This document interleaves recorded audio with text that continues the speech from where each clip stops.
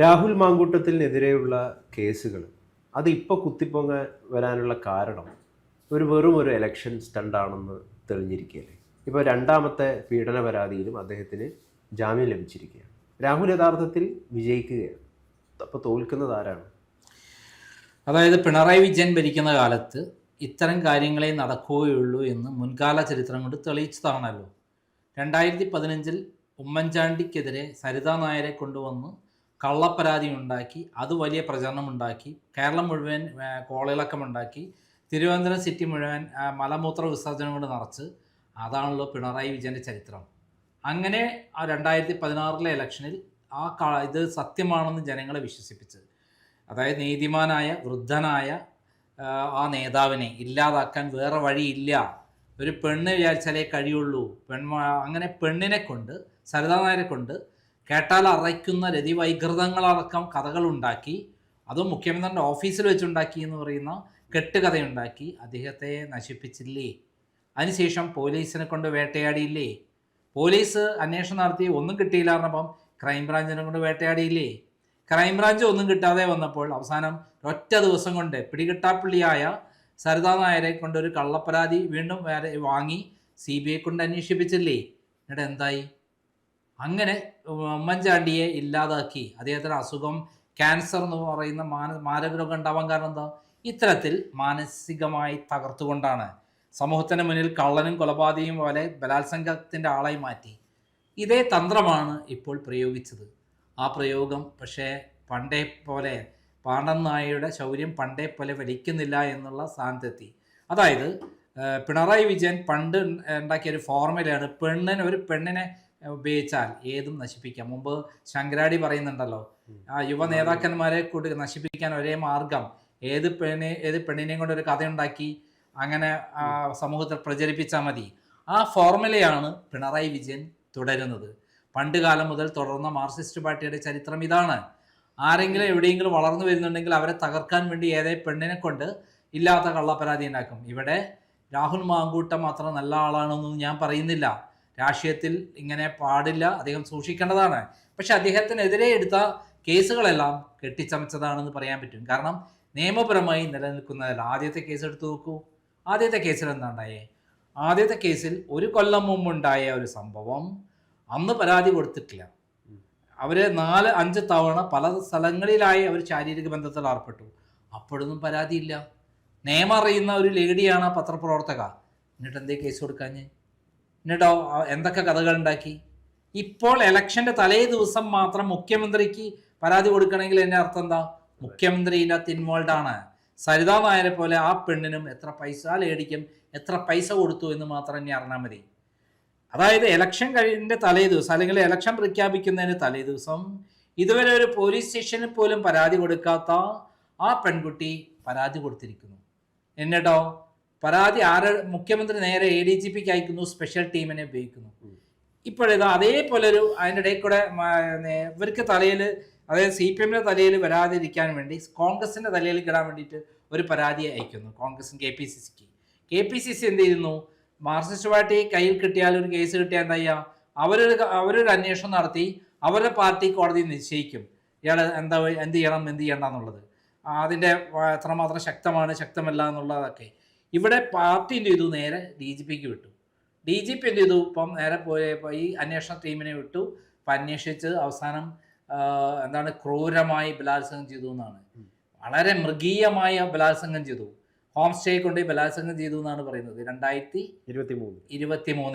2 വർഷം കഴിഞ്ഞു. ഒരു കൺസേൺഡ് പോലീസ് സ്റ്റേഷൻ കൊടുക്കണ്ട ആ സംഭവം എന്നാണ്. ഏതെങ്കിലും ഒരു പോലീസ് സ്റ്റേഷൻ കൊടുത്താൽ ആ പരാതി ഫെനി നൈനെ ഭയപ്പെട്ടിട്ടാണ് അന്ന് പരാതി നൽകാതിരുന്നത് എന്നാണ് ഇവർ പറയുന്നത്. അല്ല, 2 വർഷം കഴിഞ്ഞപ്പോൾ എവിടുന്ന് ധൈര്യം കിട്ടി? 23 വയസ്സേ ഉള്ളൂ ആ പെൺകുട്ടി. അല്ല, എന്താണ് എന്നിട്ട് പോലീസിന് പരാതി കൊടുക്കാൻ ഇത്രയും കാലമായിട്ട്? അതൊരു ഗൂഢാലോചനയാണെന്ന് നമുക്ക് മനസ്സിലാക്കാൻ പറ്റും. ഒരു ജെന്യൂനായ കേസാണെങ്കിൽ അന്ന് തന്നെ പരാതി കൊടുക്കും. ഒരു പരാതിയും ഇതുവരെ വന്നിട്ടില്ല. അതിനുള്ള ഇപ്പോൾ എന്തായി? കോടതിയിൽ വന്ന തെളിവുകൾ പ്രകാരം ഇതൊരു കെട്ടിച്ചമച്ചതാണെന്ന് പ്രഥമദൃഷ്ട്യാ കണ്ടിട്ടാണ് സെഷൻസ് കോടതി ജാമ്യം കൊടുത്തത്. നേരത്തെ ഹൈക്കോടതിയാണ് ജാമ്യം കൊടുത്തത് ആദ്യത്തെ കേസിൽ.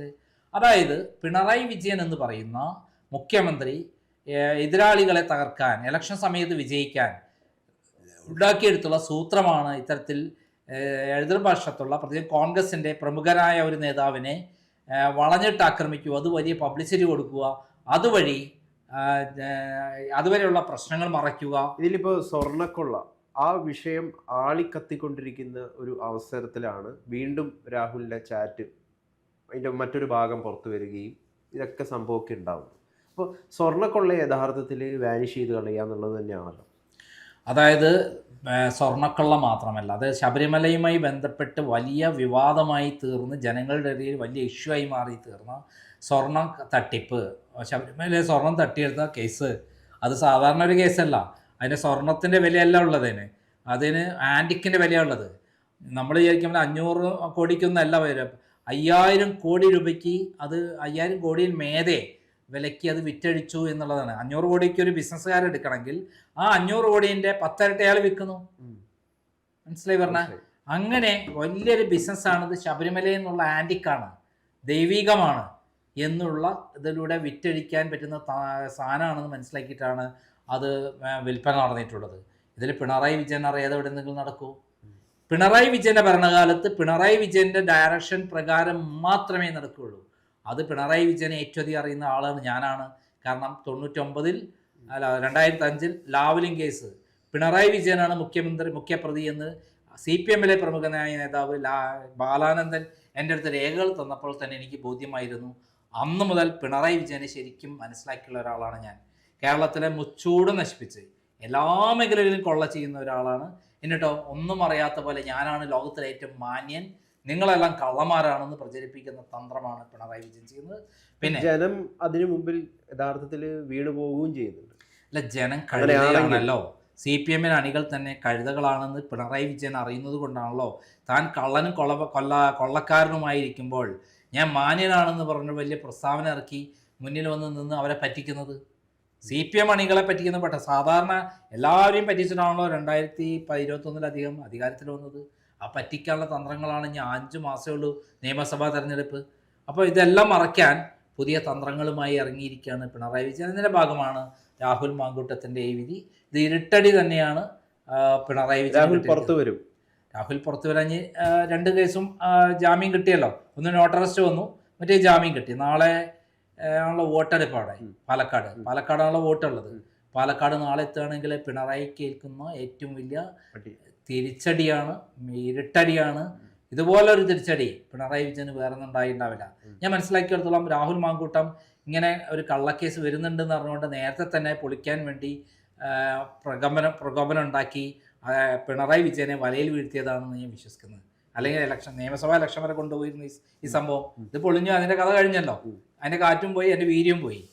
ഇതിലിപ്പം പലരും പറയുന്നൊരു കാര്യമുണ്ട്, ഇനി രാഹുലിന് ഭാവിയില്ല, പ്രത്യേകിച്ചും കോൺഗ്രസ്സുകാർ.